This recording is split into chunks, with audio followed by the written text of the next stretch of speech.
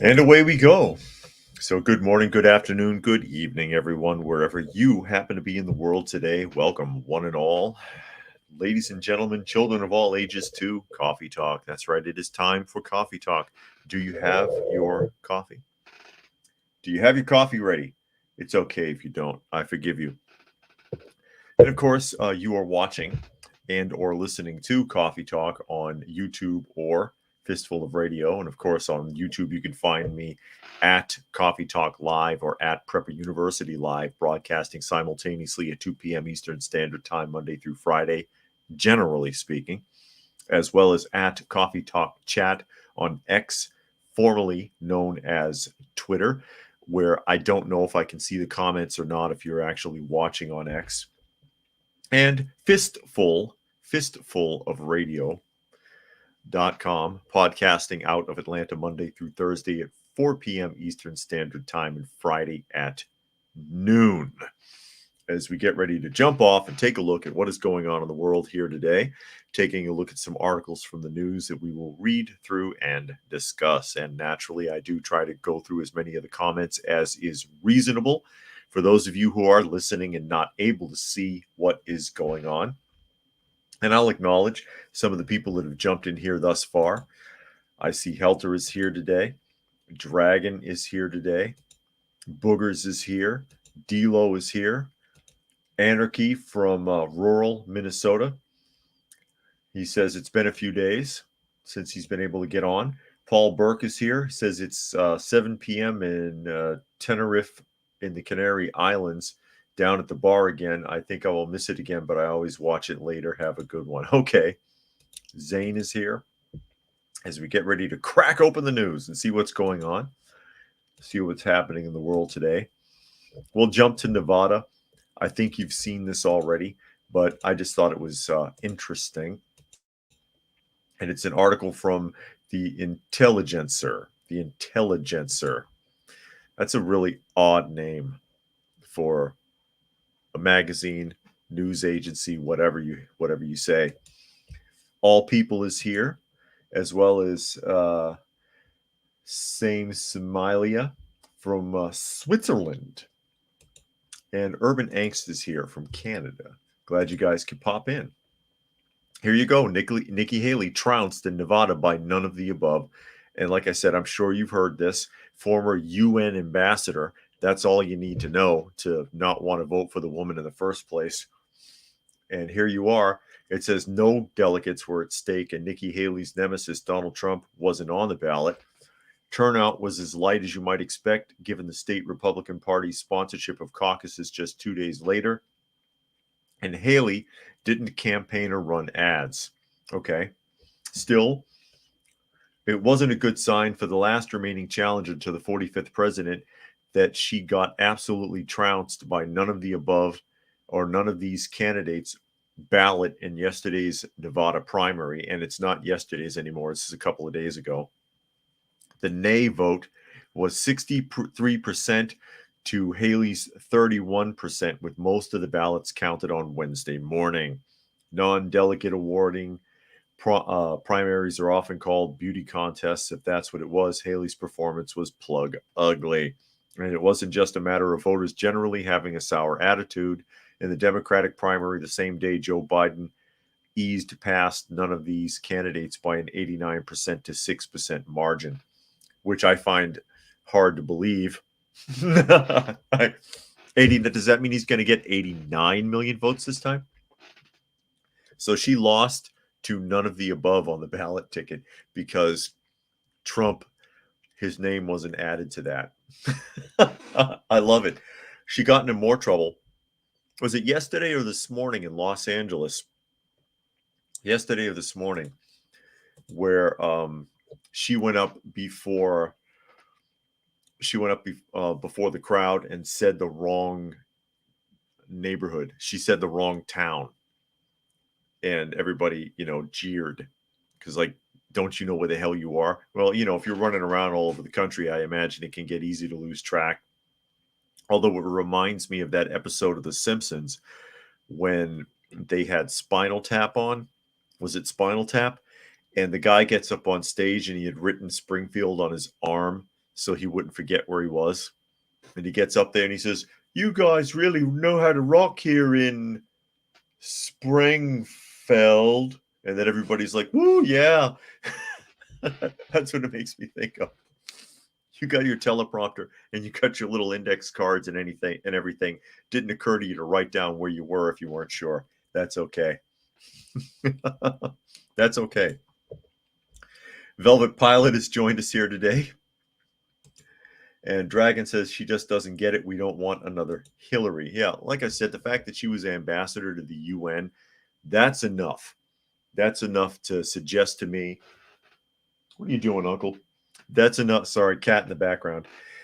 That's enough to suggest to me that you might want to give her a pass. And Cyberjack Sr. has joined us. And Helter says Nikki Haley just made political history. She came in a distant second to the no one candidate. Haley can still spin this. In Nevada, no one got more votes than I did. That's right. Even just to try to make light of the situation, she could say that. I would put that on a t-shirt. No one got more votes than Nikki Haley in Nevada. That's how it goes. Urban says, speaking of Hillary, she just called Tucker a useful idiot. Is he? Aren't we all? And Bingo has joined us. Glad you could make it today. And this is a story. I'm going to jump into something else here really quick. I just wanted to pick on Nikki Haley really, really quickly there. It's like, I don't know why anybody's even running against Trump. Nobody wants these people. But we're going to take a look here at Illinois. Fox News article. Controversial mayor launches wild tirade at officials for attacking a, quote, black woman in power over her spending. We've talked about this woman before, and she's absolutely hilarious. And I'm gonna pause that so that I can play, if it's gonna let me, so I can play this clip for you. Wow. What is up with that? Bounces all over the place. Democratic mayor of Dolton, Illinois, Tiffany Henyard, you remember her, launched a tirade. Now it'll let me pause. So I want to back that up so you can hear her in a minute. I don't know how, you get what you pay for and you get what you vote for. And this woman's a great example of that. Tiffany Henyard launched a tirade at fellow officials during a live-streamed meeting on Monday after questions were raised about her controversial spending and transparency. Now, to make the point, Dolton, Illinois was in the black. They had a surplus of county funding. All right. They were looking good. And now they're in the red. And her spending is out of control. And the other people on the council are like, Mayor Henyard, what the hell are you doing? Where's all the money going? Why are you doing this? Why are you doing that? And all she does is argue with these people, but she is technically accountable to them.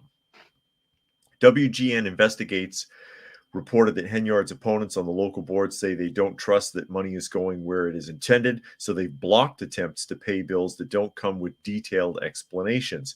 Fox News Digital previously reported that Henyard has been living like a royal with a combined salary of nearly $300,000 and frequent use of beauty vendors despite the median income of the Illinois town being $24,000. In addition to a hefty paycheck, Henyard has been criticized for how she uses the town's credit card. Henyard slammed her fellow officials at a Monday meeting and declared, "Y'all forgot I'm the leader. They want to hear from the mayor. You all ain't learned that yet." The mayor, not the trustees that don't do nothing. They only run their mouth. You all don't do no work. No work. And, you know, I'm not just trying to be funny there. You can hear her say it yourself. I see Carrick has joined us here today. Glad you could make it. And All People says, no one wants Tricky Nikki. She's just so icky. Okay. So, yeah, you can hear this. Hold on, let me set the sound. Listen to her go off for yourself. Because y'all got false narratives out there, and y'all should be ashamed of yourself. Y'all black. Y'all are black. And y'all sitting up here beating and attacking on a black woman that's in power. Y'all should be ashamed of yourselves. All the stuff that y'all did to get people to come to our community, to just diss and down our community. Shame on y'all. Because when I want to attack and take any of y'all seats, I run. I run for the seat. I don't do smear campaigns. I don't do all this mess. It's nonsense.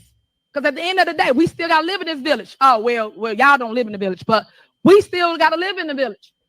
Y'all got prostitute rings. Y'all got car rings on y'all block.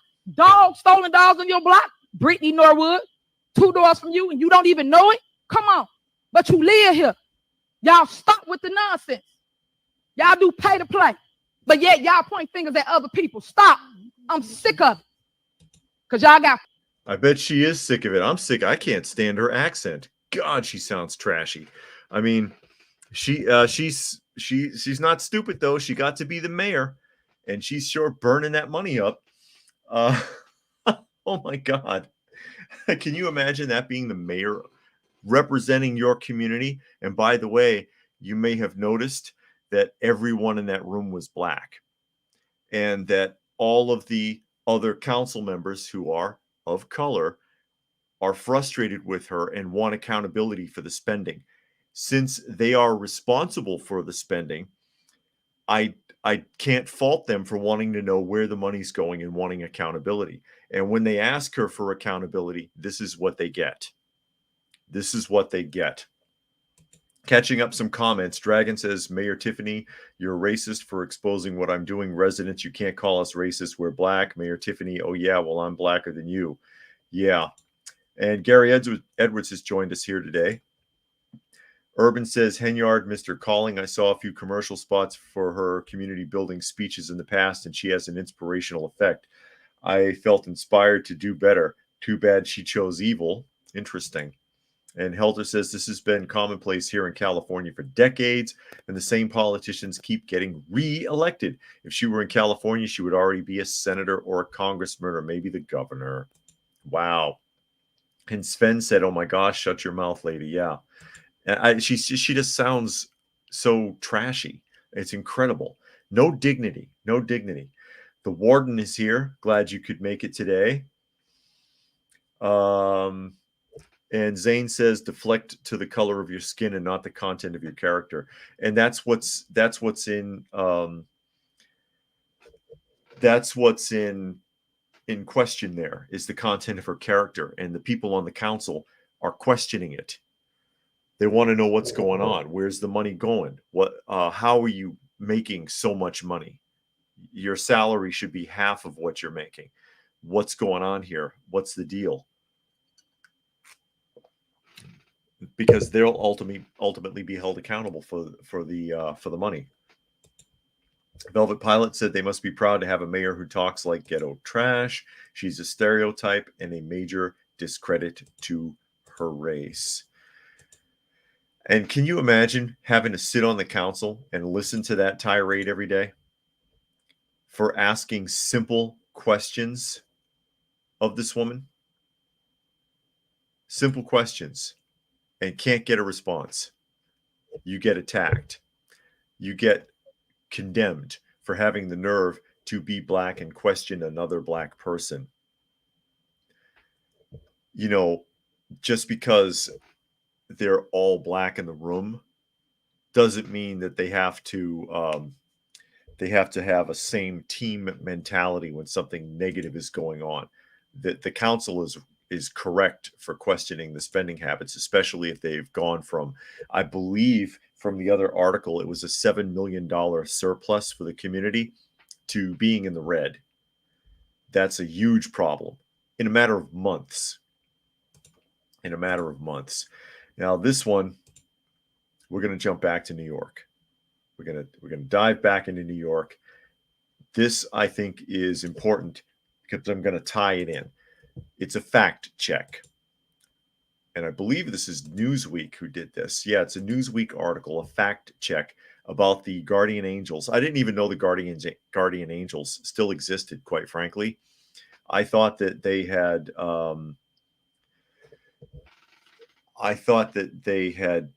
been gone a long time ago. I know they were a thing in the 80s. I didn't know they were still hanging around until they started popping up in the news lately. And this is an interesting article, and I'm going to show you why fact checking is bullshit again, because I do this from time to time. Fact check. Was Guardian Angel's live TV tussle with a migrant? So here you go.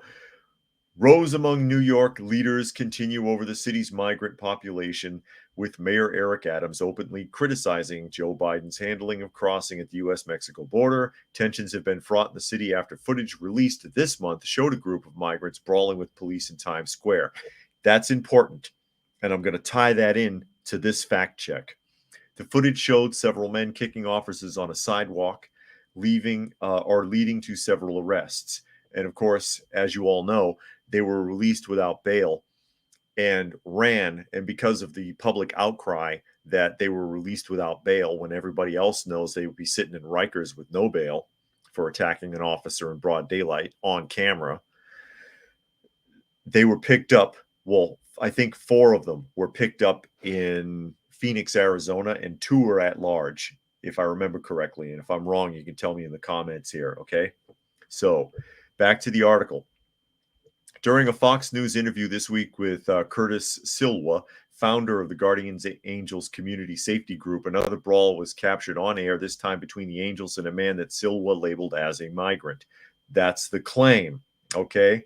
Curtis Silwa, founder of self-described safety patrol group, the Guardian Angels, claimed that his group, who were standing behind the Fox News camera, had apprehended a, quote, migrant while on air. Silva pointed to the other side of the camera and said, in fact, our guys have just taken down one of the migrant guys right here on the corner that they've taken over. And the camera turned. Did it jump? The camera turned to show the group tackling someone to the floor. Okay? The facts. And the Newsweek fact checker is calling this false. All right? According to a statement from NYPD to the Associated Press, the person in the video was from the Bronx, New York, not a migrant. So they have fact-checked this, claiming that he was from the Bronx, New York. The person in the video was from the Bronx, New York, not a migrant. Now, what are they not saying? What are they not saying here? Let me catch up. Let me catch up a couple of comments here, and I'll dive back into this and break it down for you. Urban says it's curious how many African Americans are not actually genealogically connected to Africa. Zane said she should be held accountable for embezzlement and embarrassment. And Timothy says all blacks may not come from slavery, but Jim Crow definitely has an effect. Blacks don't have it as easy, but as non-black people, you wouldn't know. Dragon says we're just a couple of years away from the movie Running Man, aren't we? Yeah, and then you'll be paying $6 for a Coke. Who remembers that scene? $6 for a Coke at the vending machine. Sven says stopping felonies will get you arrested in New York City. I think they were shoplifting. I think there was a shoplifting incident that they tackled somebody. And Urban says more like a combination of RoboCop and Blade Runner. And there's Stacy Lynn says, what are we talking about today? Well, right now we're on Newsweek fact checking whether or not the Guardian Angels tackled a so-called migrant on camera. And according to the Newsweek fact check, that they claim that a statement from the New York Police Department to the Associated Press, the person in question in the video was from the Bronx, New York, and not a migrant. Okay. Did the New York Police Department tell the Associated Press whether or not this person was an American citizen? And this is why I bring this up. I'm going to jump to another article, one that we've already opened. Okay. I'm going to jump to another article that we've already talked about. And this is Eyewitness News 7 from New York, talking about the men that attacked the police. I'm going to bring you down here because we know that they're illegal aliens, okay, that were living in a migrant shelter. 4 suspects that were arrested. Hold on, because this is bouncing around a little bit. The arrests include Yorman Reveron, 24, of Brooklyn, Darwin Andres Gomez Ezequiel, 19, of Columbus, Mississippi, Wilson Juarez, 21, of Queens, Kelvin Servita, 19, from Brooklyn, Yohan Boda, homeless, Yodri Brito, Manhattan, Jandri Barros, Queens. Because if they're living in a shelter, they'll cite where they're from as from the neighborhood that shelter's located in. But all these people are illegal immigrants. And the one guy didn't have a shelter, so they said homeless. So then the question becomes, is the person that was apprehended by guardian angels on camera that Newsweek just said fact check, he's not a migrant, actually an illegal immigrant, and they're just citing a shelter location saying he's from the Bronx? Because again, they did not say he's an American citizen. They did not say he's an American citizen. And Zane says, I've seen cocoa for $6 a can in San Francisco. Then I guess we're at Running Man stage. Excuse me. Gary Edwards says, duty calls, happy trails. Oh, they got to take off. Oh, well. Glad you could pop in here today. And of course, this will be saved. This will be saved so you can watch it again later. I just think it's interesting. I would want to know, like was pointed out with the 6 people who were arrested here for the attack on the police officers. They cited their where they are from as being where they are from as far as like shelters and hotels and other locations in the United States, but they are not citizens and they are illegal aliens in this country. I believe that the Newsweek article is taking what they got from the Associated Press out of context, fact checking it and turning around and saying that he's not a migrant because they said he's from Brooklyn. And that's why you should always, nobody's going to deep dive this kind of stuff. That's the problem. Nobody's going to deep dive that kind of stuff. But, you know, they could always go to Kansas. If you're a migrant, maybe you want to go to Kansas. Maybe. Urban says, if a migrant commits a crime against a citizen, can the citizen sue the actual individual whose signature allowed the criminal into the country and or stay in the city? Well, I mean, if circuit courts are going to allow, was it circuit court? I forget which court it was, is going to try to allow for Mexico to sue gun manufacturers because of illegal firearms purchases that have taken place by cartels south of the border, then yeah, if you can go that stupid with it, then I think you ought to be able to sue whoever signed off for them to come into the country in the first place. Good luck with that. Good luck with that. Zane says Kansas will be a reality check for most migrants. Yeah, because it's freezing there. It's cold. I used to live in Kansas. But yeah, we'll pop into this article. And this is a weird one. And I don't know how much I trust it. And this is from Hot Air. Hot Air. It says, this Kansas City offers cash to migrants to move there and fill job openings. Oh, okay. This is a twist. Usually city officials complain when buses of illegal aliens arrive in their sanctuary cities. A city in Kansas would be happy to have those buses roll up and drop off some illegal aliens. What madness is this? The city is Topeka, Kansas, the state's capital city. There are a lot of job openings and the mayor is doing what he can to fill them. As an incentive, the city will pay them $15,000 to move to Topeka. A growing Hispanic community makes up 17% of the population. It was already like that when I lived there like 15 years ago. The more the merrier, according to the mayor. Topeka Mayor Michael Padilla is a moderate Democrat in a Republican-leaning state. He thinks a diverse community makes the city more prosperous. Though he doesn't specifically ask for an influx of illegal aliens, those are the people in the buses he references. He simply calls the people he wishes to attract migrants. It sounds like Topeka has a pretty good thing going, with its unemployment rate at just 2.9% compared to the national rate of 3.7%.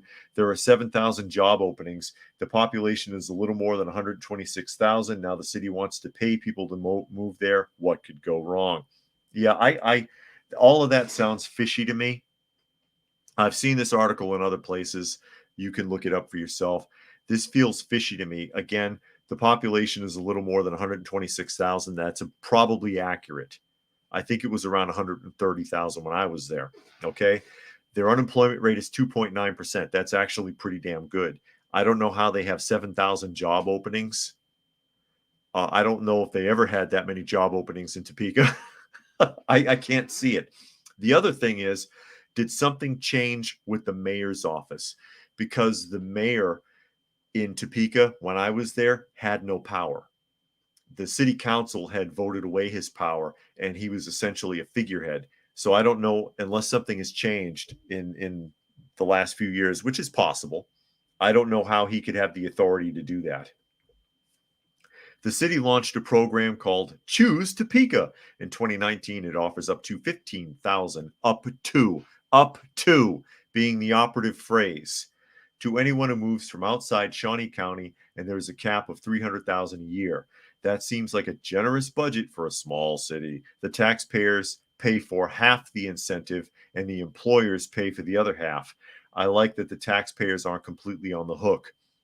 They are, because the employers are paying for the other half, but I bet it ain't voluntary. I bet you it's some kind of bullshit program that they've got to pay into, like unemployment tax. If you have a small business even, and you have more than an X number of employees, you have to pay unemployment tax, which is actually rather expensive, even if you've never had anybody claim unemployment against you. It goes into a community pool, which means that you're just taxing the businesses for that money. And I bet you that's what's going on. This is a mistake. This is a mistake. Urban says, try that in a small town. Yeah, they are. Timothy says, I wish they paid Americans looking for work to move places like this and not migrants. Yeah, that would be nice. I'll give a city, because there are citizens who might be wanting to get out of wherever they're living, and that would be a good incentive for them to leave other parts of the country and come to Topeka. Semper Fi says he made it, got back for another VA compensation exam. I hope that I hope they bump you. I hope they bump you up. Helter says, I'd take that money and get the hell out of Topeka. Like I said, I used to live there. I lived there for a few years. Bingo says, Kansas is trying to fill the grain industry jobs. I have 10 plus years in the agricultural industry running a grain elevator about 5 years ago, and I still get job offers every week. You know what I get a job offer from time to time, and you'll get a kick out of this. Every once in a while, every couple of months, I get an email from UPS asking me to come back. It's like, oh, you used to work for UPS. We miss you. Would you like to have another crack at your job?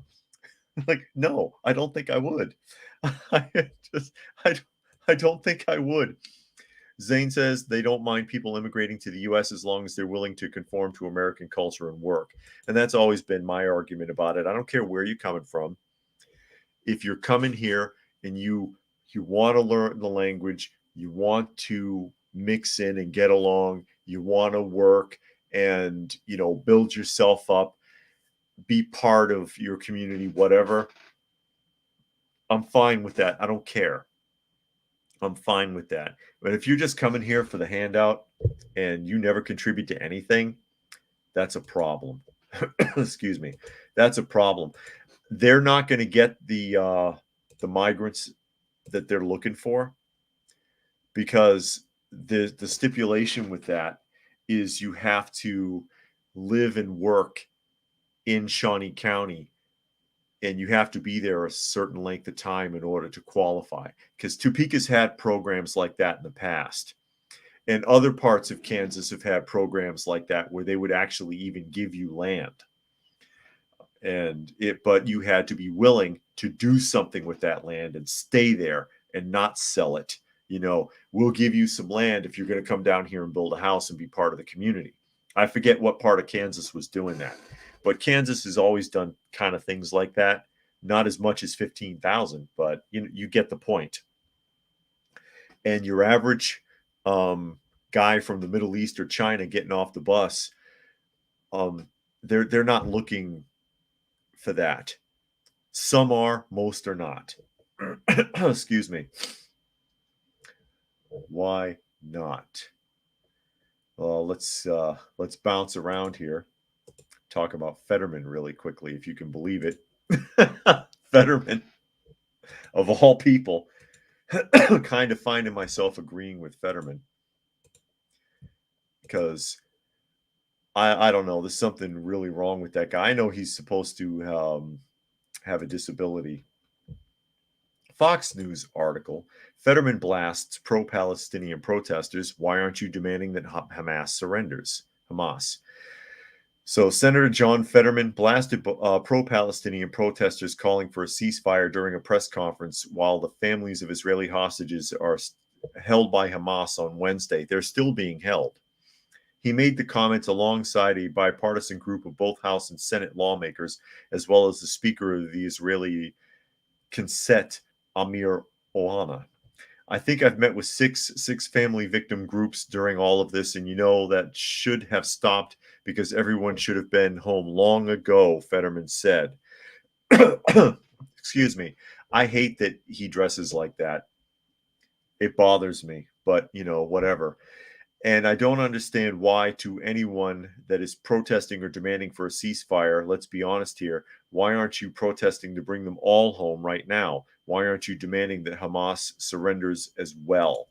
Fetterman said he supported an end to suffering and the death of innocent Palestinians and Israelis, but argued peace would not be possible with the continued existence of Hamas, which invaded Israel and slaughtered over 1,200 people on October 7th. And he supports a two-state solution. That doesn't work. I think we've all I hope most of us have figured that out by now. A two-state solution will never work. There's bad blood that runs back 5,000 years.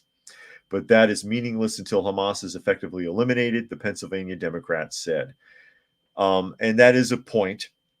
He does have a point that you're protesting the war, but you're only protesting one side of it. If you want the war to stop, then you want both Israel and Hamas to knock it off.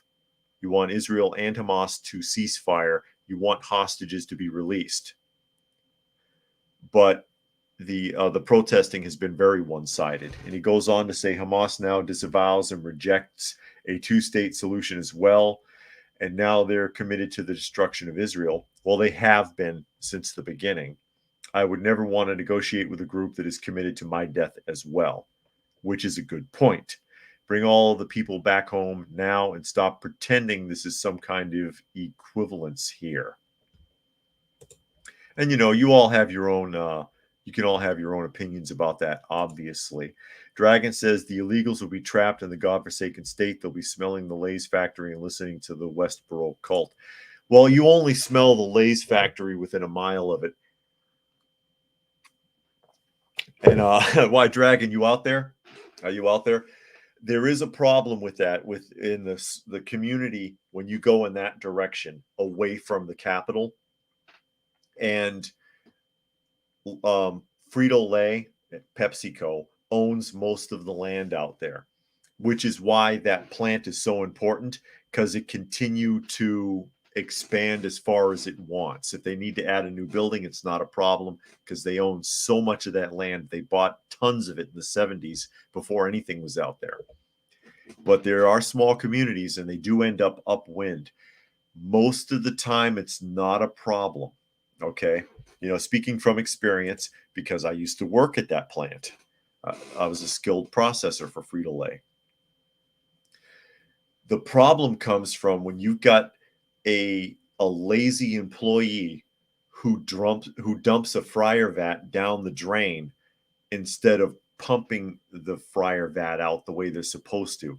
You got the fryer is massive that fries the chips. Hundreds of gallons of frying oil, okay? And you are supposed to, when it cools off, hook it up and suction it into a holding tank. When the oil's old enough, they repurpose that oil for something else.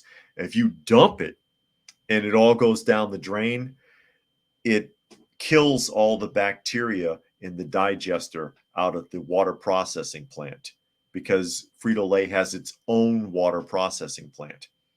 And then the guy who works out there, there's only like 2 people that work out there, has to clear that tank and then repopulate it with fresh bacteria.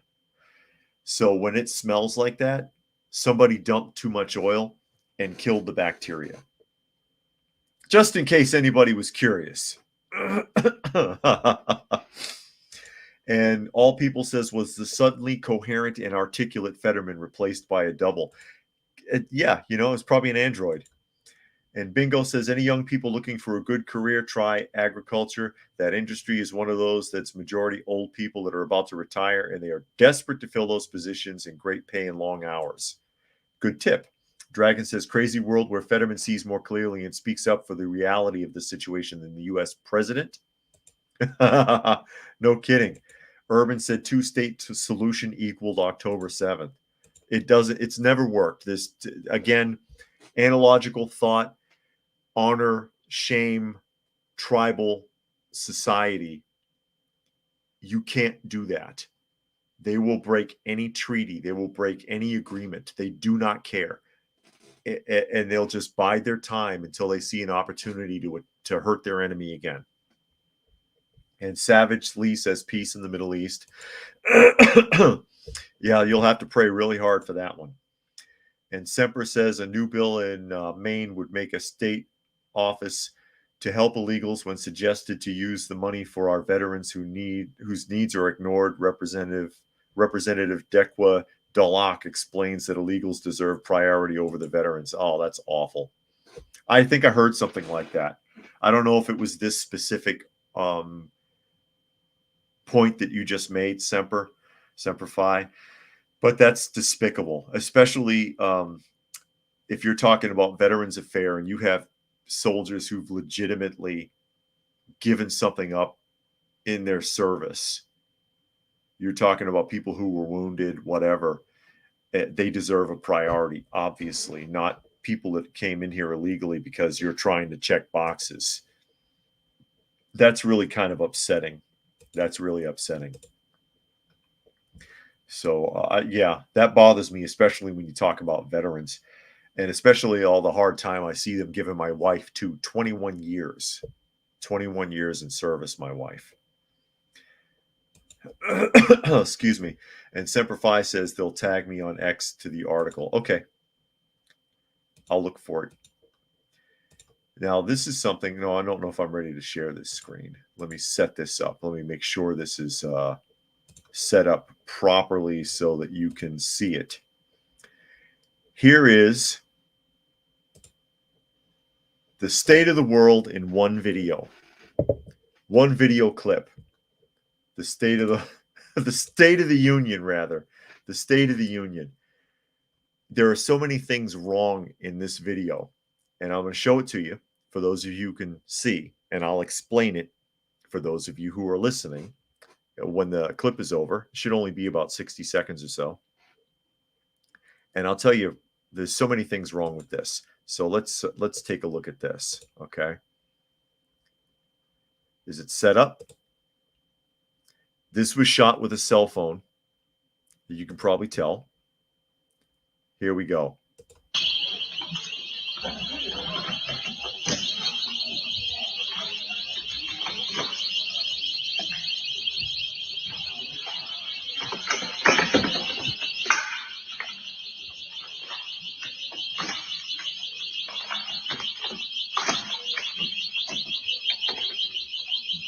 That's the store's security alarm ringing, by the way.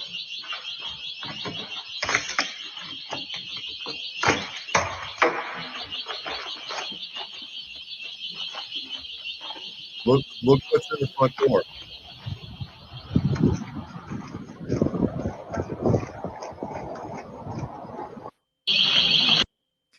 And that was the Apple store on Bay Street in Oakland, California. Okay. Bay Street, Oakland, California. All right. And for those of you who couldn't see what was going on, you had a what looked like it could have been a teenager or a young man with a ski mask on, tearing the phones. And you know the phones are on a little cord, right? So that you can't walk more than 2 or 3 feet away from the counter with them. You pick them up and it's like a zip line. It goes back in. Grabbing the phones, breaking the lines, and stuffing the phones in his sweatpants. All right. That's why that alarm is blaring, because there is a clip on the back of that phone. If you ever noticed in the phone store, that thing is an alarm. And so if the connection is broken, it sets off the store's security alarm. So he walks around through the tables, pulls them off. He's stuffing them in his sweatpants and then shuffles out the door because they all fell down into his pants, into the leg part. So he's got these 2 big lumps on top of his shoes filled with a couple of dozen phones. All right. Runs out the store past a police cruiser and then gets into his car that he left double parked out in the street. There are so many things wrong here. Problem number 1, the fact that he's able to steal in the first place like this. You've got no one trying to interfere with him, no one trying to stop him. In my day, I can't tell you how many, quite frankly, how many times shoplifters, Store 24, Christie's Market, Cumberland Farms, AmVets, that I beat the shit out of, that I tackle and beat up and drag out of the store. And, you know, everybody, even the police, when they showed up, are like, hey, no problem. Seriously, I'm not kidding. Drag people out of the store, throw them into the street.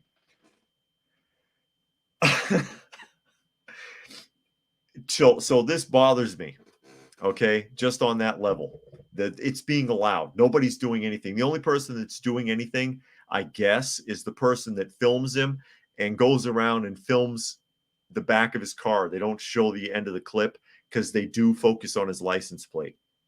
All right. Secondly, that he's stupid enough to do this.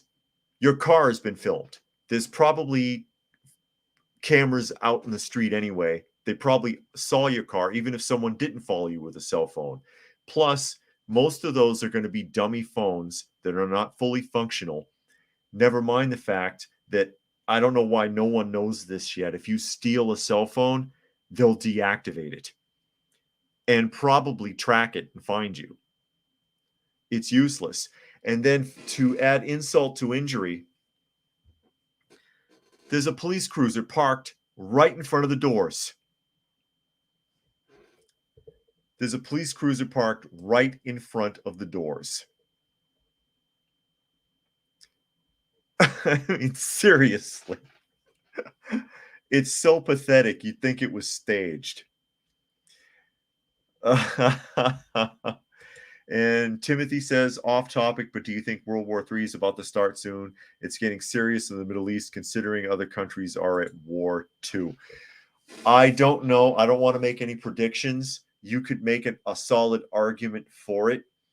I'm sure that a lot of superpowers would love that, because it would give everybody an opportunity to have more control over their populations, because at wartime you can martial law whatever you want.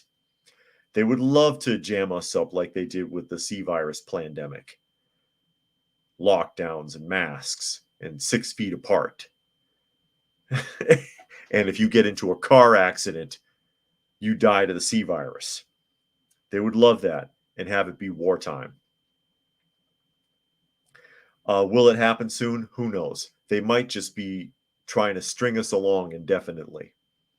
But always do be prepared for the possibility. Always do. All people said San Francisco Police Department lets Jamaican street gangs get away with any crime whatsoever. Zane says, I wonder if he knows those phones don't work after they're stolen. The point that I just made there, one of the points. Timothy said, tired of people walking into stores and just stealing. They need harder punishment. And Helter said, Youngblood probably doesn't know Apple can disable the phones via the kill switch. Yeah, the phone's probably with that block that's attached to the back of the phone. They were probably dead as soon as he walked out of the store. Dragon says, another news, city law officials outraged and appalled Apple has made the racist decision to close their location. Yeah, and eventually they'll have to. They can't keep allowing that to happen. And the only reason that they're not doing anything to stop shoplifter is because most places nowadays have a company policy that prevents you from stopping someone who's committing a crime. You could lose your job over it because the store doesn't want the liability of having you deal with the city or county. Urban says, if anyone tried to stop him, the Good Samaritan would be the one arrested and charged. Yeah. All people says the police will do nothing. And Zane says, I think a lot of these stores love not making money. It must be. It must be. They must love getting robbed constantly. And of course, there is long-term effects of that will eventually lead to that store being closed down. There's only so much of that you could take. Never mind the profit loss and the necessity to continually increase prices and put it on the consumers, the honest consumers that actually pay for things. Bad enough, Apple is expensive enough. Those stores are already really super expensive. I wouldn't buy an Apple phone. You have to pay for the apps too, don't you, on Apple? I know they're free on Android, most of them, but on the Apple you have to pay for it, don't you? I think someone can tell me in the comments if they know better than I do. But as we've talked about plenty of times in the past, there's also the insurance aspect of it, because every time that happens and they have to make an insurance claim, because the argument that a lot of people, boosters, they used to call them, people who steal and resell things, so, oh, that's what the insurance is for. Yeah, well, every time you have to make past your limit on claims, they will raise your insurance premiums until the insurance company gets to the point where they're like, you know what? No, we're not going to insure your property anymore. And then nobody will insure your property. And then without the insurance, you cannot stay open and you're forced to close. And then they sit there and they say, oh, well, you're racist. And we read that last week, right? Was it last week or was it Monday? I forget. But the point being that we have lawmakers accusing Walgreens of being racist for closing locations. It's like, what do you expect them to do? That was in Roxbury, right? Roxbury, Massachusetts. What do you expect for Walgreens to do? Continue to allow their stores to get looted? They probably reached a point where they can't afford to stay open anymore because of their Department 100 margin losses and because of the insurance premiums. The insurance company may have very well told them to close those locations. We're not going to insure that store anymore. Now you're screwed. You can't stay open. The law won't permit it. But they're being racist and hurting the community. Hurting the community. And all people says everyone that's against evil is racist. You would think so. Urban says, I wonder what would happen if the criminal was white. Just curious. And Velvet Pilot says, yes, and you can't emulate game consoles on iOS. Okay, talking about Apple phones. And Urban says we finally gotten to the point where the insurance companies are the chroniclers of truth. Yeah, because that's the have all end all. If you can't get insured because the area is too bad, that's all you need to know. That's all you need to know. And that's how you end up actually with these communities, these towns, these cities that have blocks and blocks of empty buildings. That's how you get to that point. That's how you find yourself there. As we shift gears, and we're going to run all the way to Hawaii. Or perhaps you should take a boat. Another Newsweek article, Hawaii rejects Second Amendment interpretation in a landmark decision. Another landmark decision. And Hawaii's got very, very strict gun laws. It's insane there. It's about as bad as Chicago. The Supreme Court of Hawaii has ruled a man can be prosecuted for carrying a gun in public without a permit in the state, overturning a lower court's ruling that concluded this would violate his rights under the Second Amendment.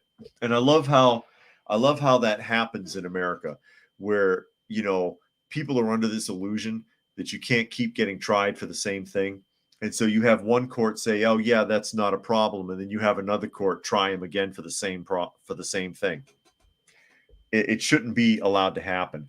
Christopher Wilson was charged with keeping a firearm in an improper place and keeping ammunition in an improper place after being arrested December 7th, 2017 in the West Maui Mountains. How's that in public? He was found in possession of a handgun that had been loaded with a 10-round magazine, which he insisted was for self-defense without a permit as required by state law. I guess he figured if he was out in the mountains, it shouldn't matter because no one would be around, even though the argument is that he was in public. I don't know if he was in public or not. Wilson's legal team moved to dismiss the charges, arguing they violated the Second Amendment in the context of the 2022 Supreme Court ruling in New York State Rifle and Pistol Association versus Bruin. This motion was granted by Hawaii's Circuit Court of the Second Circuit, though this was appealed by the state, taking the case to the state Supreme Court. And this is what's bullshit about this, about how things can bounce back and forth between different courts and different districts. In their appeal, Hawaii authorities argued Wilson did not bother to apply for a carry license and thus didn't fulfill the necessary legal requirements under the state's licensed open carry law. I got to wonder what kind of hoops you have to jump through to get an open carry license in Hawaii. The state Supreme Court concluded we reject Wilson's constitutional challenges, conventional interpretive modalities, and Hawaii's historical tradition of firearm regulation rule out an individual right to keep and bear arms under the Hawaii's constitution. In Hawaii, there is no state constitutional right to carry a firearm in public. In this judgment, the Hawaii Supreme Court said the Second Amendment uses military-tinged language, quote, well-regulated militia, and quote, bear arms, to limit the use of deadly weapons to a military purpose. The court said, in contrast, there are no words that mention a personal right to possess lethal weapons in public places for possible self-defense. Yeah. Carrying on here, the Hawaii Supreme Court referenced the island's history as an independent kingdom, as well as the dramatic improvement in firearm capacity since the Second Amendment was ratified in 1791. To justify its ruling, it wrote, "We believe it is a misplaced view to think that today's public safety laws must look like laws passed long ago." Well, you know, if it ain't broke, don't fix it, huh? Smoothbore, muzzle-loaded, and powder and ramrod muskets were not exactly useful to colonial-era mass murderers, and life is a bit different now, in a nation with a lot more people stretching to islands in the Pacific Ocean. The court goes on to say, as the world turns, it makes no sense for contemporary society to pledge allegiance to the founding era's culture, realities, laws, and understanding of the Constitution. This was followed by a quote from the hit HBO show The Wire stating, "The thing about the old days, they are the old days." Wow. I don't know what to say about that. Let me catch up a couple of comments here. Zane says Hawaiian gun laws are a joke. Carrick says, is that not called double jeopardy? Yeah, no, well, apparently not when you use a different court system. Urban says, why would government wish for Hawaiians to carry arms? They might just try to defend their land from the next mass arson attempt or wildfire. All People says, elite love the property in Hawaii, California, New York, Chicago, etc., and want mass crime and sudden disasters so they can steal land. Helter says the Hawaiian Supreme Court should double down on their own logic and ban carrying knives, walking sticks, hammers, etc. without a permit. And, you know, and there were mass murders in those days, by the way. And maybe they couldn't do it with a musket, but it could be done.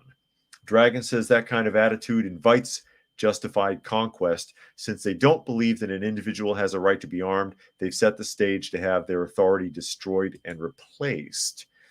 Harsh words.